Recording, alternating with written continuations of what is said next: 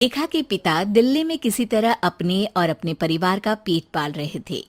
पर एक दिन अरे रमेश, तुम्हारी बेटी के तो समझो भाग्य ही खुल गए। वकील लड़के का रिश्ता आया है। अरे वाह। कब करना चाहते हैं शादी? वो लोग तो जल्द से जल्द ही करेंगे। बाकी शाम को मैंने रेखा को देखने के लिए बुला लिया है। तेरा घर छोटा है तो तुम लोग मेरे घर ही आ जाना। राकेश और उसकी बीवी सारी तैयारी के साथ रोहित और रेखा की शादी कर देते हैं। लेकिन अगले ही दिन देखो रेखा, शादी भले ही हो गई है, लेकिन तुम ये मत सोचना कि मैं किसी जोरू के गुलाम टाइप रहूंगा। रेखा को रोहित की बात अजीब लगती है। मैं ये तो सोच भी नहीं सकती और ना ही चाहती हूँ, लेकिन शादी के अगले ही दिन इस तरह की बात की उम्मीद भी नहीं थी। रोहित रेखा के मुंह से ये बात सुनकर गुस्सा हो जाता है।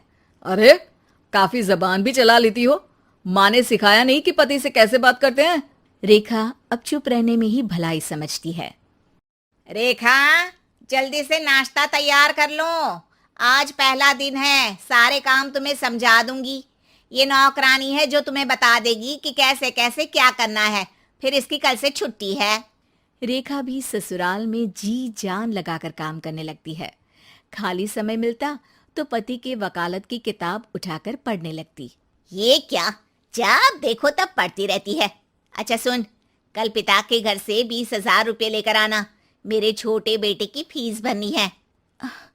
लेकिन पापा क्यों भरेंगे उसकी फीस? अरे वाह जी वाह, पापा क्यों भरेंगे? तो ये बता। अरे, क्योंकि मैं बहू हूँ इस घर की। तभी वहाँ रोहित आ जाता है।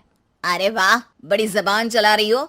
चुपचाप माँ जो कह रही है वैसा कर, वरना सामान उठा और जा अपनी झोपड़ी में। बेचारी रेखा क्या करती, पिता के घर जाती है, उनको सारा हाल बताती है। पिता भी जैसे तैसे पैसों का इंतजाम कर बेटी को ससुराल के लिए विदा करते हैं। देखा, अब कहाँ से आए पैसे? अरे बहुत माल है तुम लोगों के पास, बस सीधी उंगली से निकालते नहीं। नहीं नहीं माँ, पापा ने अपनी मोटरसाइकिल बेचकर पैसों का इंतजाम किया है। पता नहीं अब वो ऑफिस कैसे जाएंगे। अरे वाह भाई, ये भी हम सोचे। खैर, जैसे तैसे दिन बीतते हैं। रेखा जहाँ एक प्यारे से बेटे की माँ बनती है, तो वहीं उसका वकालत की किताब में ज्ञान और गहराता जाता है। हे भगवान, बुरे फंसे। ये केस तो लगता है कि मैं हार ही जाऊंगा। देखिए, मैंने आपकी इस केस की फाइल पढ़ी थी। इस केस को जीतना बहुत ही आसान है। वाह भाई वाह, यहाँ वकालत की डिग्री लेकर भी मैं समझ नहीं पा रहा हूँ। अरे जाओ जाओ, जाकर मुन्ने को संभालो। केस मैं संभालूंगा। ए लड़की सुन, जाकर अपने बाप के यहाँ से 3 लाख लेकर आ। पूरा घर फिर से बनाना है। छोटे की शादी करूंगी तो छोटी बहू को कहाँ रखूंगी? पूरा घर तो तूने घेर रखा है। ऐसा मत बोलिए माँ जी। पापा इतना पैसा कहाँ से लाएंगे? अब तो वो रिटायर भी हो गए हैं। हाँ, तभी तो बोल रही हूँ, रिटायरमेंट के पैसे तो मिले होंगे ना। लेकिन वो अगर आपको दे देंगे तो बुढ़ापा कैसे काटेंगे? रोहित रेखा की बात सुनकर गुस्सा हो जाता है। ए सुन, चल अपना सामान उठा, अपना बच्चा उठा और निकल यहाँ से। रेखा के लाख आग्रह के बाद भी रोहित और उसकी सास उसे घर में नहीं रखते। पापा, मैं तलाक चाहती हूँ। बेटा, मेरे पास वकील के पैसे नहीं है। पापा, आप मुझे वकालत करवा दीजिए। अपना केस मैं खुद लड़ूंगी।